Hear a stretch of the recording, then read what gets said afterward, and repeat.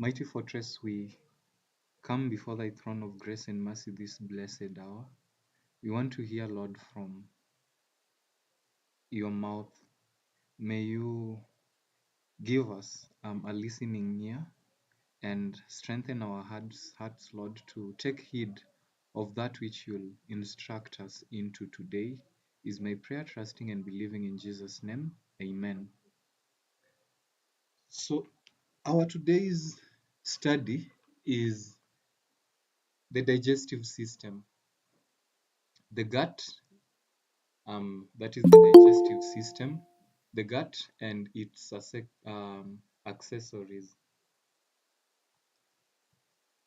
So I believe that we all at some point in time come across this acronym GIT, that is the gastrointestinal tract.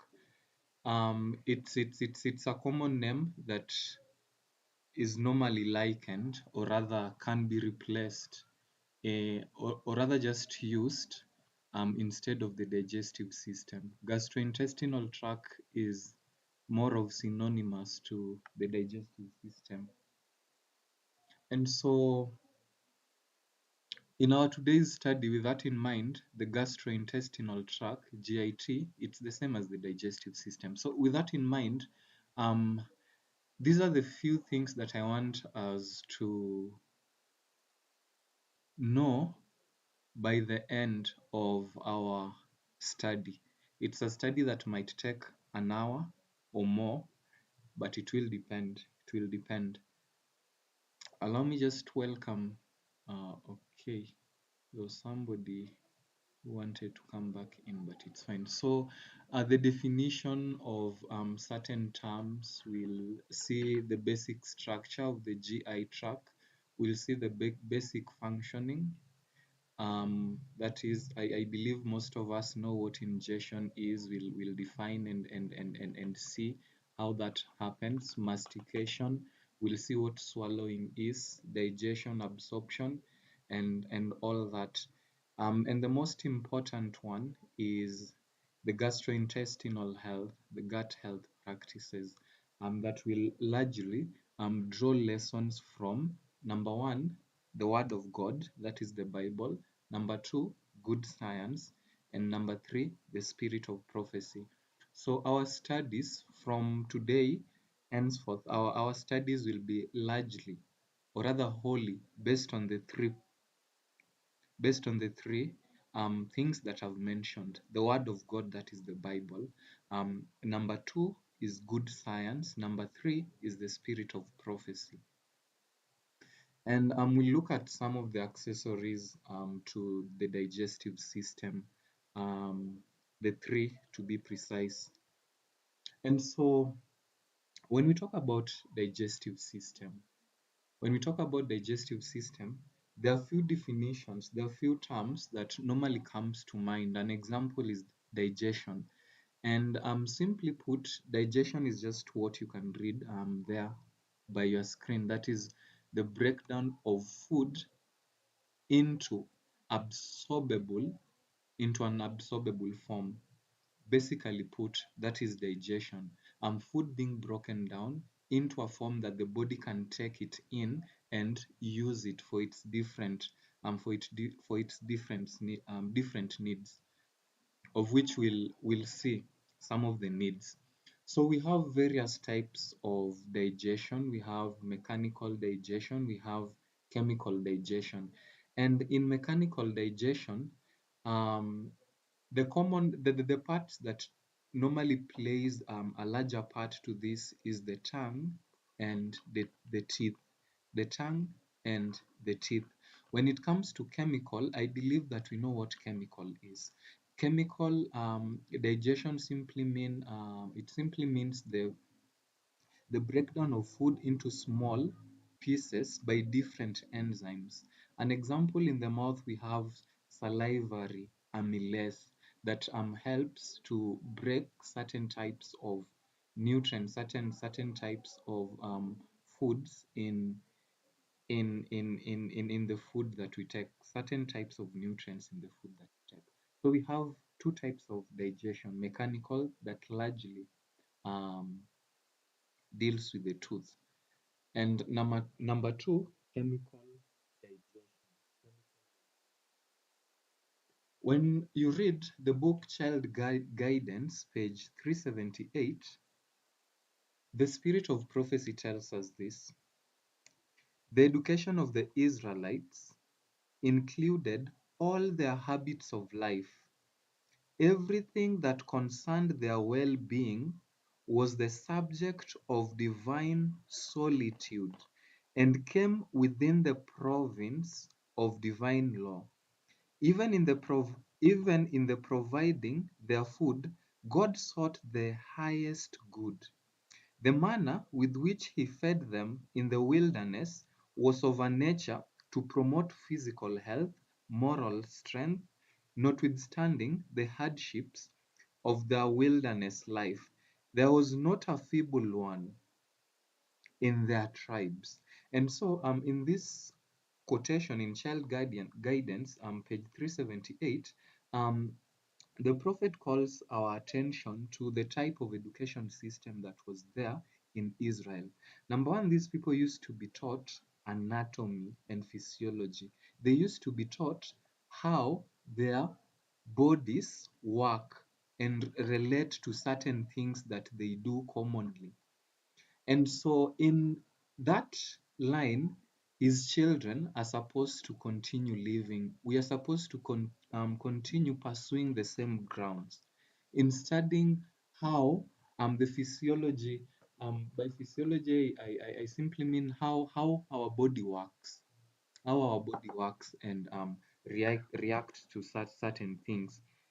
And so it's a very important study that none need to say um, it's not food for them, it's not meat for them. Everyone needs to know how their body works. So the types of digestion, I wanted to mention something.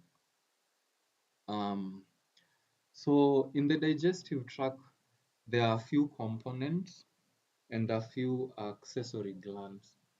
And these are some of the components in the digestive tract or the GI tract. The last one being the anus, the first being the mouth or the mouth, the oral cavity, and so on and so forth. We have the stomach.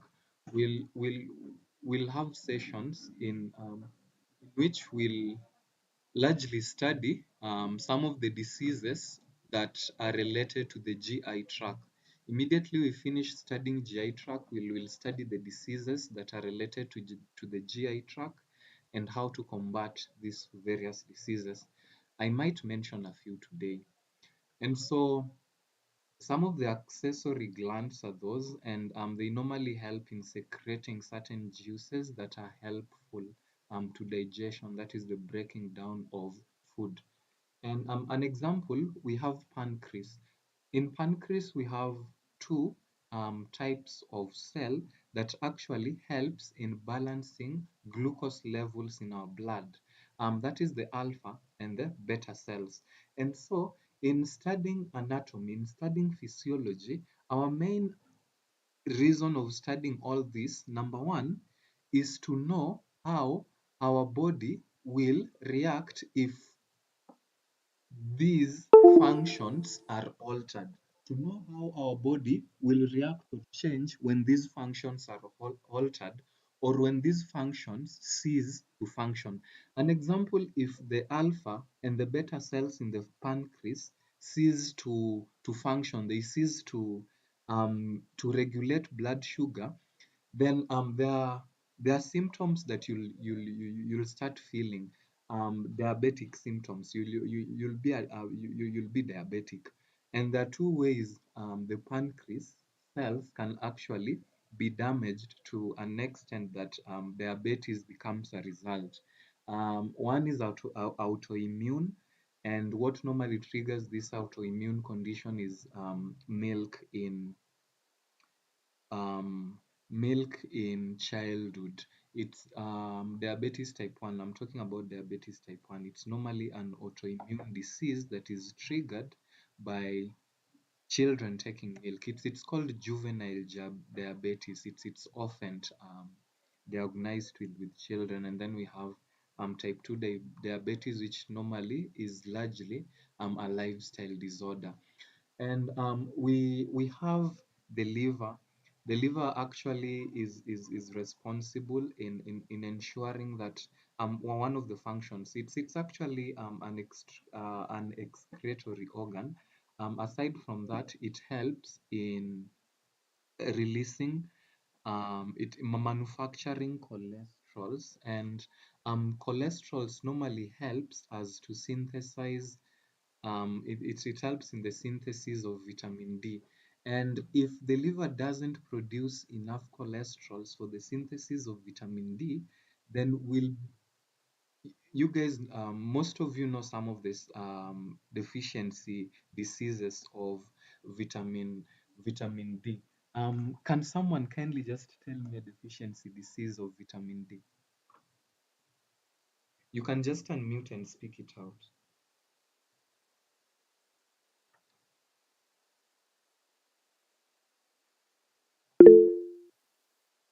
Okay, unfortunately, I've had someone send a message, but okay, let me just look at it. Okay, nobody sent nobody has sent a message, so I had my own things. Anyway, it's fine. An example would be brittle bones. Some week. An example would be brittle bones, and brittle bones could lead to osteoporosis. Um, it could lead to aging and tooth decay. The common one that we are taught in schools are rickets.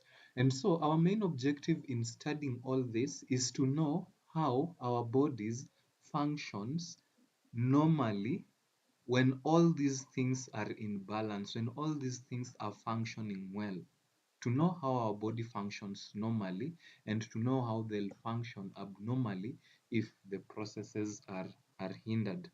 I believe some of you have ever heard of gallbladder stones, gallstones. So in the the oral cavity,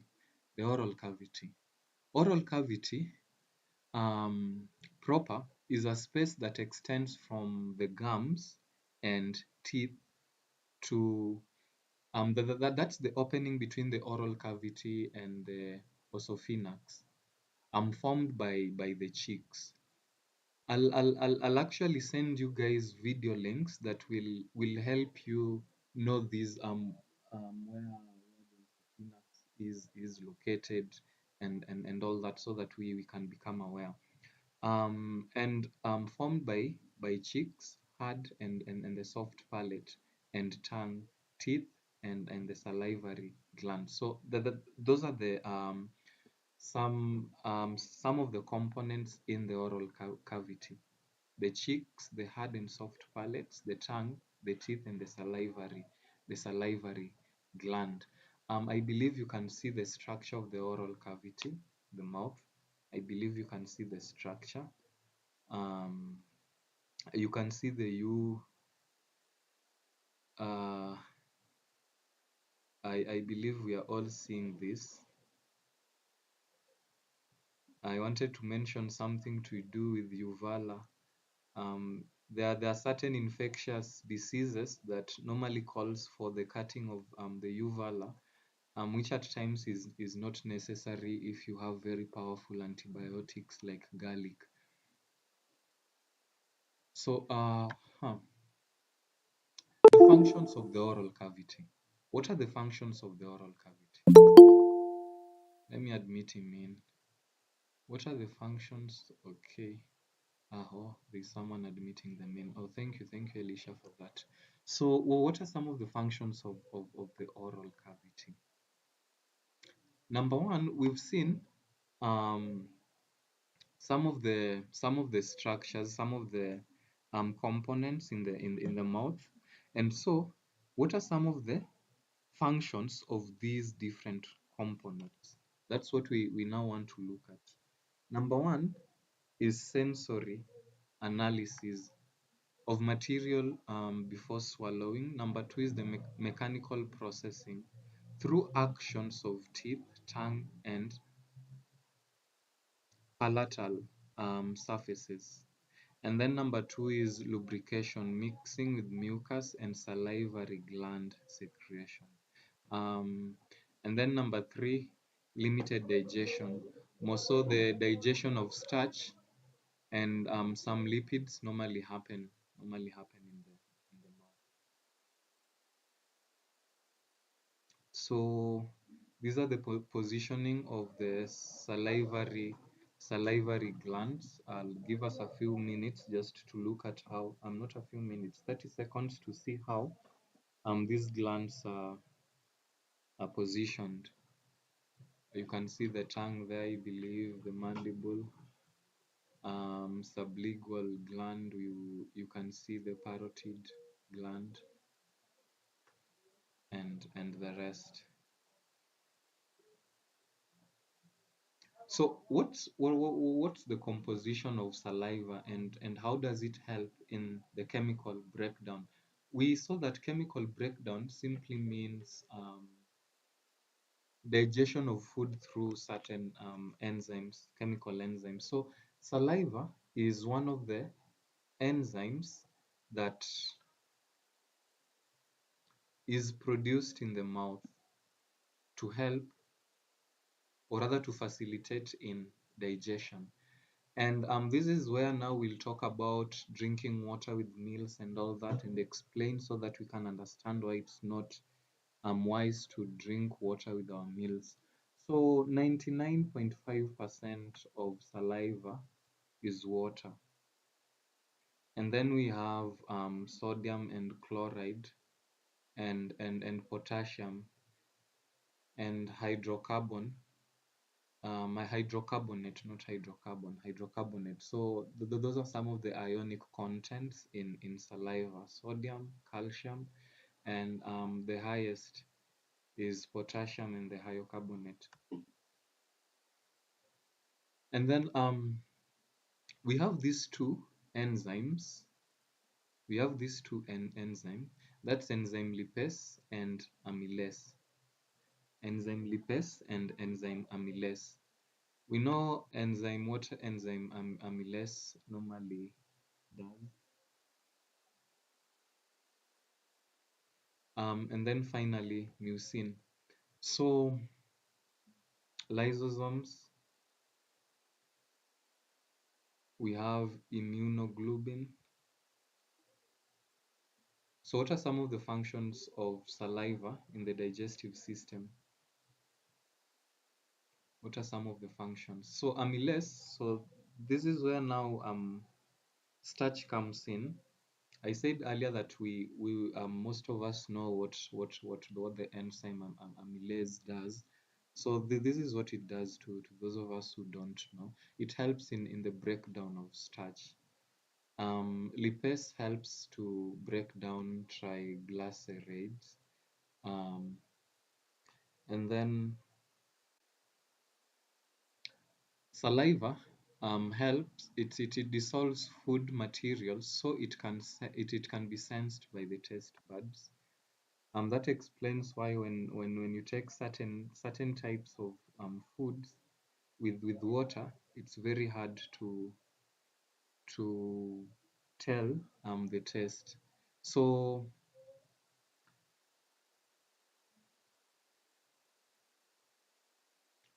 we have in lubrication, saliva helps in lubrication. It keeps the mouth moist and it helps to facilitate in the movement of the lips and tongues during speech. Actually, when you speak as I'm speaking, there are certain water is there's normally dehydration that happens.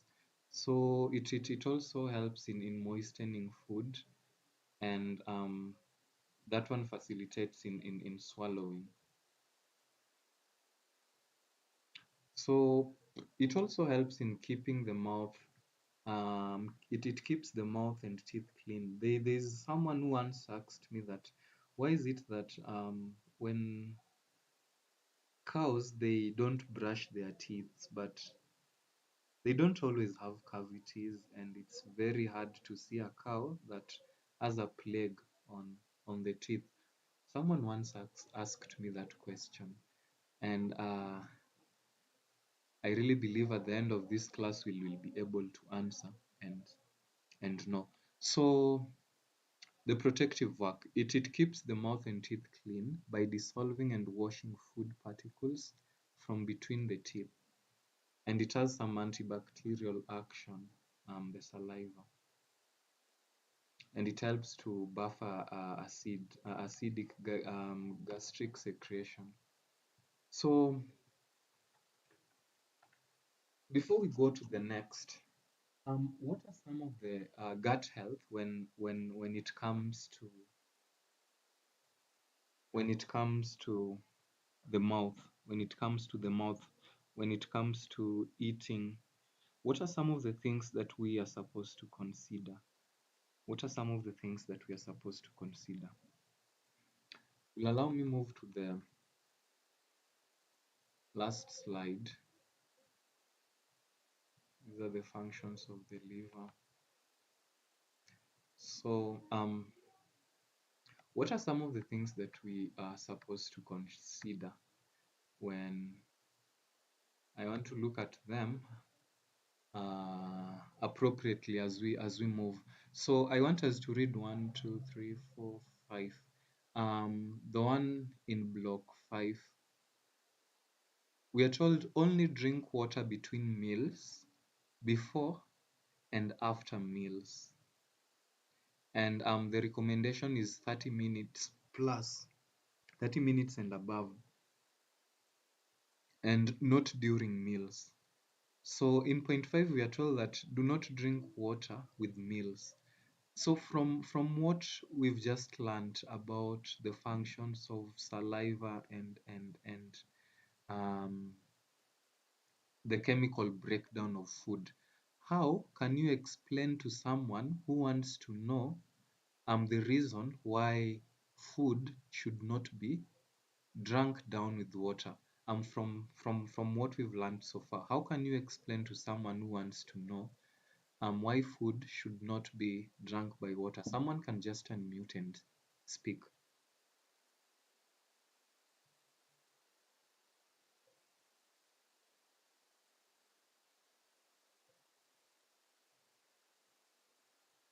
I guess because there's some digestion that happens in the mouth, like we've learned for lipase and some of the starch. So when you drink water, you're likely to dilute those enzymes and interrupt or interfere with their digestion in the mouth. Yes, thank you. So let's take an example of the enzyme amylase. Enzyme amylase, as we've seen, it helps in the digestion of starch. If you take water with your meals, then the saliva will be diluted, as has been said. The saliva will be diluted. The amylase will be diluted also, because it's part of the saliva. And this enzyme amylase, or rather most enzymes, there are certain levels of acidity that they need to break down these foods. I'm really not sure it's which one for enzyme amylase, but there are certain acidic levels that they need to, is it really, I think it's basic in the mouth, it's basic. Yeah, it's basic. So if you drink water and that is, the amylase is diluted, then there's no way starch is going to be digested. The starch will go down into your stomach undigested. And remember, our body needs this starch. Our body needs this starch broken. So when starch is broken down, it's normally broken down to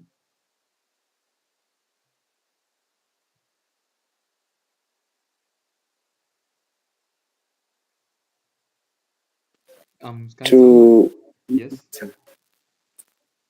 starch is always broken down to glucose and water, but starch can be changed to glycogen in a human setting now. Yes, thank you. So if starch is supposed to be broken down to glucose, and our cells, and our brain, they largely live on glucose. If you take your meal, if you drink your meal down with water daily, that's a very great injustice that you'll be doing to your body. Number two, the second thing I want us to read. So number one, the first reason why we shouldn't take water with our meals is that one. It dilutes the digestive juices. When it gets to the stomach, it's worse. Let's read the books Christian Temperance and Bible Hygiene, page 51. You can write them down. Christian Temperance and Bible Hygiene, page 51. We are told many make a mistake in drinking cold water with their meals. Food should not be washed down. Taken with meals, water diminishes the flow of saliva, and the colder the water, the greater the injury to the stomach. Ice water or ice lemonade taken with meals will arrest digestion. Number one, it will arrest digestion until the system has imparted sufficient warmth to the stomach to enable it to take up its work again. Masticate slowly. So she now talks of something else. Masticate slowly and allow the saliva to mingle with food. From what we've talked about, I want us to explain that why is it necessary to masticate slowly and allow saliva to mingle with food. So masticate slowly, allow saliva to mingle with food. The more liquid there is taken into the stomach with the meals, the more difficult it is for the food to digest, for the liquid must first be absorbed. So number one, the liquid, if it's too much, it has to be absorbed for digestion to continue. Number two, it dilutes. It dilutes the digestive juices. Number three, if you drink too much water, then it means um, the food in your stomach, there are certain time limits that certain types of food are supposed to take in the stomach. An example, watermelon should take approximately 4 minutes in the stomach. If it takes above that, then it starts fermenting. And so if food takes a very long time that it's not supposed to take in our stomach with all that warmth and the conditions that it has for fermentation, it will start fermenting and it will start fermenting and form alcohol that will, number one, affect our cognitive function. Number two, it will erode the mucosal lining in our stomachs. So I told us to think about something. Why is it that the spirit of prophecy cancels us to masticate slowly and allow the saliva to mingle with food, in line with what we've said, in line with what we've talked of? Someone can kindly reply.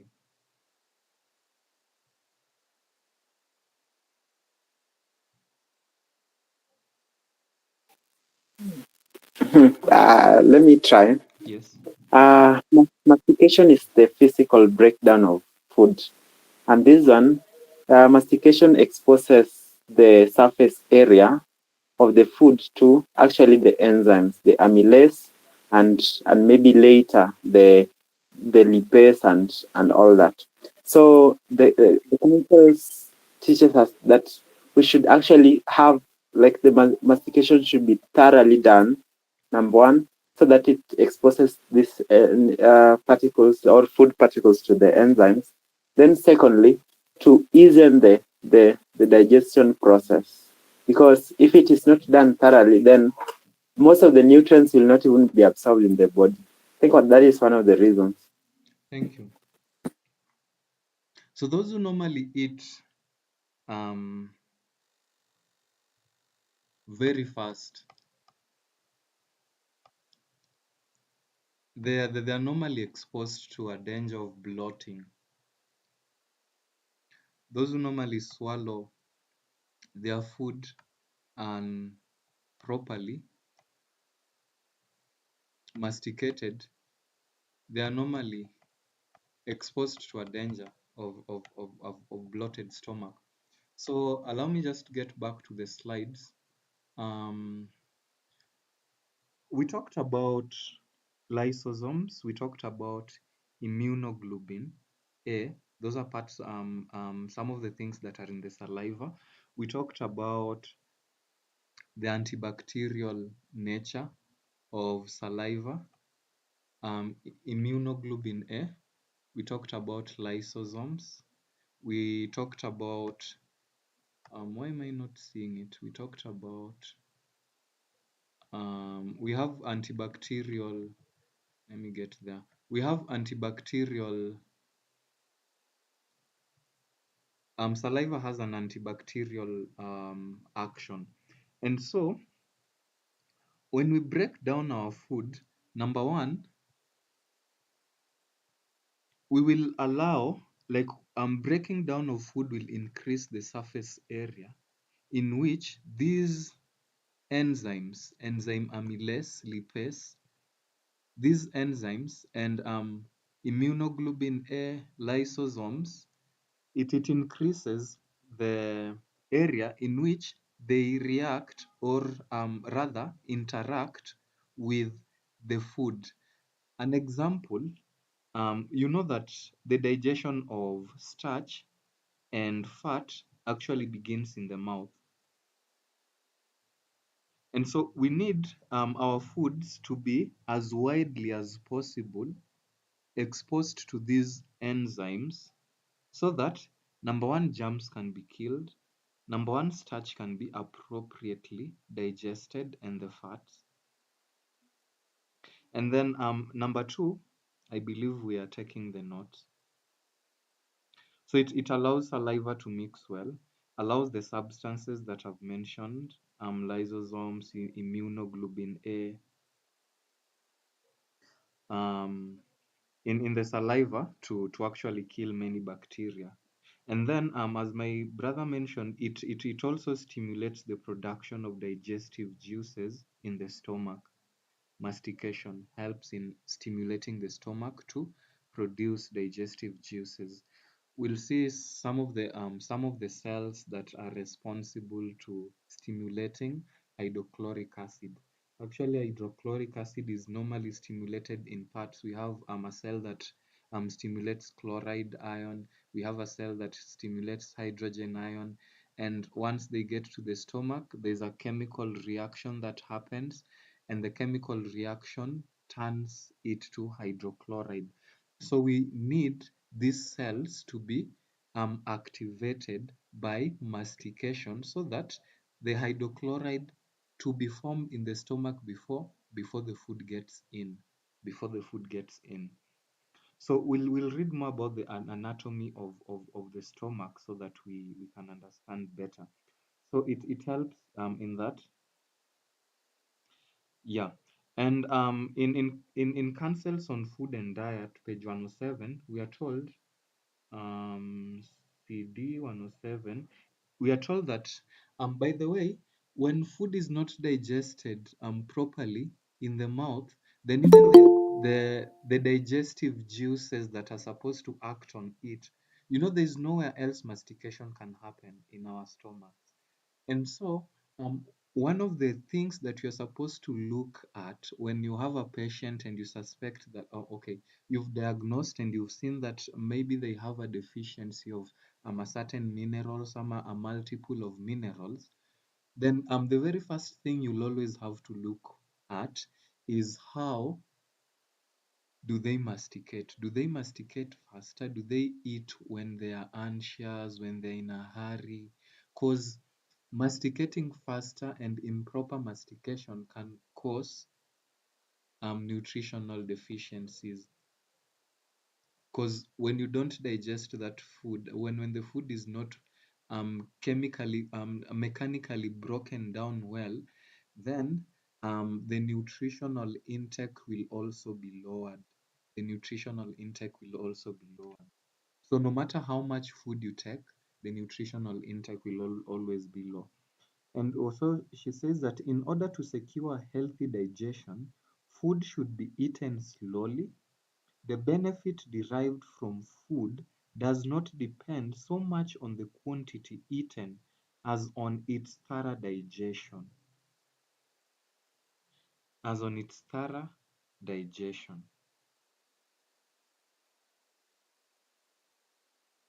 And so as we move forward, I think that's just enough when it comes to chemical breakdown and